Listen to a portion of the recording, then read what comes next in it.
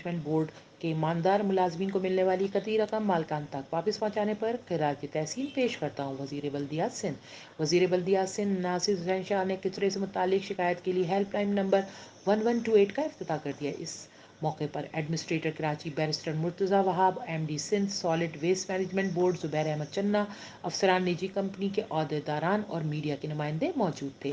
M D solid waste نے وزیر بلدیات ناصر حسین شاہ کو عید الاضحیٰ انتظامات اور ہیلپ لائن کے حوالے سے بریفنگ دیتے ہوئے بتایا کہ ہیلپ لائن پر موصول ہونے والی کمپلین کا فوری ازالہ یقینی بنایا جائے گا۔ ہیلپ لائن نمبر عوام کے لیے مفید ثابت ہوگا۔ وزیر بلدیات سندھ ناصر حسین شاہ نے کہا کہ Sindh solid waste management board کی ہیلپ لائن سروس بالخصوص عید الاضحیٰ میں عوام کو ریلیف فراہم کرے گی۔ کراچی کے بعد لاڑکانہ اور حیدرآباد میں بھی اس سروس کا آغاز کیا جائے گا۔ انہوں نے کہا کہ چیئرمین بلاول بھٹو زرداری کے ویژن اب کراچی ہی ہوگا صاف۔ Sindh solid waste management board بہتری کی طرف گامزن ہے اور اس عید الاضحیٰ میں مزید بہتر کارکردگی کا مظاہرہ کرے گا۔ وزیر بلدیات نے سالڈ ویسٹ مین کے 2 فرسناس اور ایماندار ملازمین کو خراج تحسین پیش کیا۔